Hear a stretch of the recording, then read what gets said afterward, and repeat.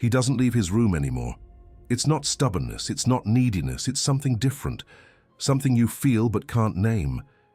In the last few days, he started sleeping glued to your bed, not at your feet as he always did, but close to your face as if he needs to feel your breath. And when you get up, he follows you with a look that seems to carry the weight of something only he understands. Marcus Aurelius spent his mornings contemplating the invisible order that governs all things. Constantly think of the universe as one living being, having one substance and one soul, he wrote in Meditations. And perhaps that's what your dog detected, a change in the universal substance that constitutes you. Something your mind hasn't admitted yet, but that he already accepts with the natural serenity of someone who has never questioned the flow of the cosmos. Animals don't lie to themselves. They don't create narratives to avoid uncomfortable truths. They don't pretend everything is okay when something fundamental has changed. They simply feel and act according to what they feel.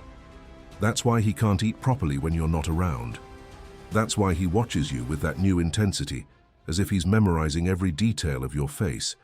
That's why he insists on touching your arm with his paw, in a gesture that seems more like a farewell than affection. Marcus Aurelius understood that death is not terrible for those who understand life. And your dog, without ever having read Stoic philosophy, was born understanding this. He detects the approach of transformation without fear, without revolt, without the human need to fight against the inevitable. He just stays closer, as if he wanted to teach you through his own calm presence that leaving doesn't have to be dramatic, that death, like birth, is just another movement of universal nature. And maybe you've already realized, he's not sad, he's prepared. What does he know about you that you haven't had the courage to accept yet? There's something devastating about realizing that your own dog knows truths about you that you prefer to ignore. Because that's what's happening, isn't it? He detected a change, a subtle alteration in your energy, in your smell, in the vibration you emit. Something that doctors may not have been able to identify precisely yet, but that animal instinct captures with absolute clarity, and that scares you, not only because of the possibility of what he might be sensing, but because of the way he's dealing with it, without despair, without denial, without the frantic need to try to change what cannot be changed. Marcus Aurelius, during his last years as emperor, faced his own mortality with a lucidity that few humans can achieve. Death smiles at us all a man can do is smile back, he reflected. And your dog, through this serene and protective behavior, is trying to teach you exactly that. He's not trying to prevent anything. He's not fighting with fate. He's not rebelling against the natural order of things. He simply accepts. And in acceptance, he finds peace. But you don't find peace, do you? You find fear. Fear of what he might be perceiving. Fear of a truth that you may not be ready to face yet. Fear that his constant presence is a silent form of farewell. And it's understandable. Humans have been conditioned to see death as failure, as tragedy, as something to be avoided at all costs. We've been taught to fight against it, to deny it, to treat it as an enemy. But animals have never been corrupted by this illusion. For them, death is part of life in the same way that sleep is part of the day. It's not the opposite of life. It's its natural complement. That's why your dog doesn't show panic. That's why he's not desperate. That's why he can stay by your side with that deep calm that seems to come from some ancestral knowledge about the nature of things. Marcus Aurelius taught that the fear of death arises from attachment to the idea that we are separate from the universe. But the dog never had this illusion of separation. He has always felt part of the whole, connected to the universal flow that governs births, growths, and departures. And perhaps that's what bothers you most about his behavior.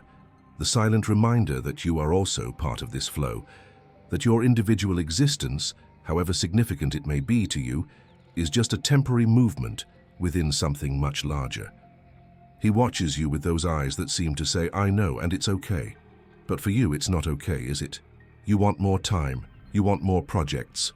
You want more opportunities to resolve what you haven't resolved yet, to say what you haven't said yet, to live what you haven't lived yet.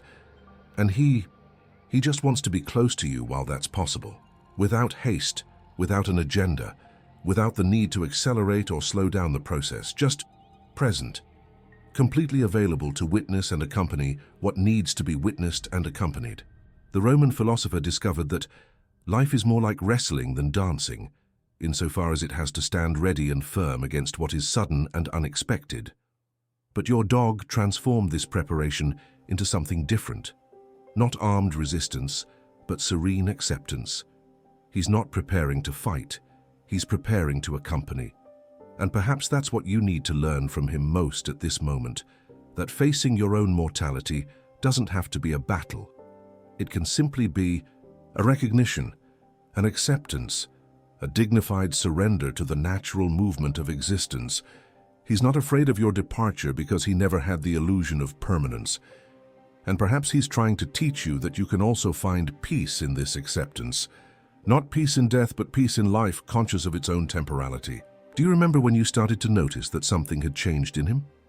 It was that morning when you woke up and he was there, sitting next to the bed, just watching you, not asking to go out, not asking for food, not showing any of the usual needs. Just there, as if he had spent the whole night standing guard. And since then, he rarely leaves your field of vision.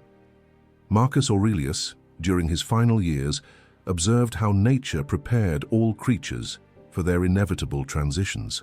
Constantly observe that all things take place by change, he noted, and perhaps it was exactly this change that your dog detected in you. Not a dramatic change, visible to human eyes, but a subtle alteration in the frequency you emit, in the rhythm of your breathing during sleep, in the almost imperceptible smell that accompanies deep cellular transformations. He smells what you haven't admitted yet. He feels what you don't accept yet. He recognizes what you still try to ignore. And his response wasn't distance, it was closeness. Remember that afternoon when you were resting on the sofa and he climbed up, something he rarely did, to lie on your legs? His weight there, warm and firm, seemed to carry a different quality of presence. It wasn't the playful dog seeking attention, it was the silent guardian offering company. As if he were saying without words, I know what's coming, and I'll stay here with you. The Stoics believed that animals are superior to humans in accepting the natural order because they don't have the ability to create illusions about permanence. They live in the absolute present, aware that each moment is temporary and therefore precious. Your dog isn't living in denial of what he perceives. He's not creating fantasies about miraculous cures or impossible remissions. He simply is present for what is, and perhaps that's why his presence has become so intense lately. He's not wasting energy fighting against a truth he considers natural. He's investing all his energy in being completely available to you. Marcus Aurelius taught that the art of living is more like wrestling than dancing. But your dog transformed this struggle into something completely different, a dance of acceptance, a silent choreography of farewell that carries no drama, only dignity. When he lies next to you now, it's not the same companionship as always. It's something deeper. It's the mutual recognition of two souls who share a limited time and want to honor every moment of that sharing. He's not trying to warn you about anything. He's not trying to change the course of events. He simply recognized that the preparation phase has arrived, and he's living this phase with the fullness that only animals can achieve. Have you noticed how he watches you lately? Not with that usual expectation of play or walk, but with a quality of attention that seems to be memorizing every detail, as if he's creating an internal archive of who you are, of how you move, of how you breathe. It's animal wisdom applied to temporality. When you know something is temporary, you pay more attention. You honor more deeply. You love more consciously. And perhaps that's what he's trying to teach you through this intensified presence, that recognizing impermanence doesn't diminish love, it amplifies it. That accepting finitude doesn't make life less precious, it makes it more sacred. He detected the change, and instead of panicking, he entered honor mode. Honor for the time you've had. Honor for the time you still have. Honor for the natural process that governs all existences. Marcus Aurelius would call this sympathia, the universal connection that allows beings to perceive each other's transformations and respond with wisdom, not with resistance. Your dog practices this philosophy without knowing he's practicing it, And perhaps that's why his presence has become simultaneously comforting and disturbing. Comforting because you're not alone, disturbing because he confirms something you'd rather not know. Marcus Aurelius understood that the greatest human wisdom consists in learning from the natural serenity of animals in the face of impermanence. Contemplate the stars as if you were going to accompany them on their journey, he wrote, and your dog, through this constant and calm presence, is teaching you exactly that, how to accompany a journey without trying to control it. He's not trying to prevent your departure. He's not negotiating with fate. He's not seeking miracles or alternative solutions. He simply recognized that the moment of inner preparation has arrived, and he's living this moment with the natural dignity of someone who has never been corrupted by the illusion of control. Stoic philosophy teaches that suffering arises from resistance to what is natural, and death, however painful it may be for those who remain, is profoundly natural. It's the return to the cosmos, the reintegration with the universal substance from which we all emerged. Your dog understands this instinctively. That's why he doesn't show despair. That's why he doesn't fight against what he feels approaching. That's why he can offer you a companionship that carries no anxiety, only pure presence. Do not distress yourself by imagining the whole of life at once, Marcus Aurelius advised. Do not picture to yourself the various troubles which have come your way. But as each one arises, ask yourself what there is in it that is insupportable or beyond the power of endurance. And your dog applies this wisdom perfectly. He's not anticipating the pain of separation. He's not projecting future scenarios of loneliness. He's simply living each present moment with you as fully as possible. When he lies next to you now, he's not thinking about the day when this bed will be empty. He's completely experiencing the current reality, the warmth of your body, the rhythm of your breathing, the shared presence in this specific moment. That's the lesson he offers you, that accepting impermanence doesn't mean living in anticipated mourning. It means living each moment with greater intensity, knowing that it's unique and unrepeatable. Marcus Aurelius observed that death is no more than a dissolution of the elements of which each living being is composed. For him, there was no tragedy in this dissolution, only transformation. And your dog, through his own serenity, confirms this perspective. He doesn't see you as someone who is dying. He sees you as someone who is intensely living their last moments in a specific way, before transforming into something different. And perhaps that's what you need to learn from him. That facing your own mortality isn't morbid, it's lucidity. It's the awareness that allows you to live each day with a clearer purpose, with more direct love, with more complete presence. The Roman philosopher discovered that when you wake up in the morning, tell yourself, the people I deal with today will be meddling, ungrateful, arrogant, dishonest, jealous, and surly. But he also discovered that each encounter, even the difficult ones, carries an opportunity to practice virtue. Your dog transformed this practice into something even deeper. Each moment by your side has become an opportunity to practice unconditional love, full presence, and serene acceptance. He's not preparing you for death. He's teaching you to consciously live the time that remains. The difference is subtle but fundamental. Preparing for death implies anxiety, fear, resistance. Consciously living temporality implies gratitude, intensity, peace. And perhaps that's the greatest lesson he can offer you at this moment, that the awareness of finitude doesn't diminish life. It purifies it. It removes the superfluous. It eliminates the minor worries. It concentrates the focus on what really matters. Connection, love, presence, dignity. Marcus Aurelius died as he lived, observing the natural order, accepting his place in it, extracting wisdom from each experience. And your dog, without knowing Stoic philosophy, is offering you the opportunity to do the same, to live your last moments, whether they are days, months, or years, with the serenity of someone who understood that being part of the universal flow is an honor, not a condemnation. He's still there, by your side, quiet, firm, present, and you realize that something has changed in the way you see him. Before, his constant presence made you anxious, worried about what he might be sensing.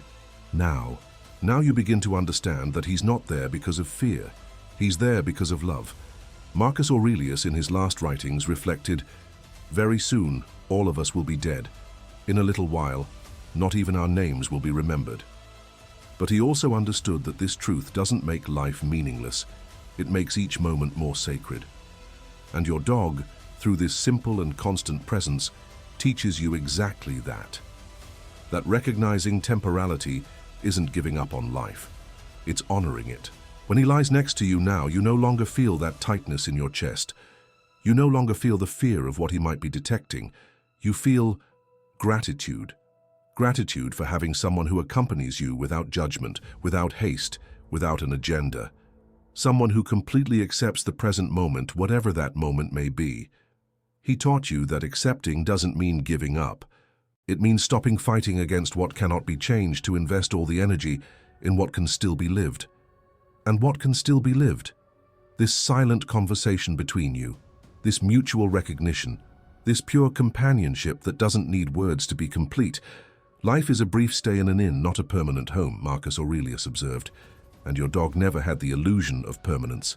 That's why he can live each day in the inn with full joy, without the anxiety of someone who clings to what he knows is temporary. He watches you now with those eyes that seem to say, "I learned to love knowing that everything passes."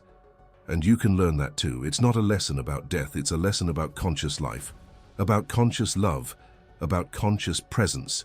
You thought he was preparing you to leave, but in reality, he was teaching you to arrive completely at the present moment, to be fully available for what is happening now, without the distraction of what may happen later. And perhaps that's the greatest wisdom that someone can achieve, the ability to live each moment as if it were simultaneously the first and the last, with the curiosity of the first and the gratitude of the last. Your dog practices this philosophy naturally, and through his own presence, he invites you to practice it too. Marcus Aurelius died knowing that he had lived according to nature, that he had accepted his role in the cosmic drama, that he had extracted wisdom from each experience, including, especially, the experience of his own finitude. And your dog, without reading philosophy, without studying Stoicism, without understanding abstract concepts, offers you the opportunity to achieve that same serenity, not through words or theories, but through the simple and constant presence of someone who completely accepts what is, without needing it to be different. He didn't cry when he detected the change in you. He didn't panic. He didn't try to negotiate with fate. He simply stayed closer, as if to say, if this is the time we have, I will honor it completely. I will be present for every second. I will love consciously until the end. And perhaps that's the greatest lesson about dying, that it is in fact a lesson about living. Living without the illusion of control, living without the need for permanence, living with the serene acceptance of the natural flow that governs all things. He didn't teach you to die. He taught you to live as someone who understood that death is part of life, and that this understanding, far from being frightening, is profoundly liberating. Because when you accept that everything is temporary, you can finally stop protecting yourself and start surrendering completely to the experience of being alive.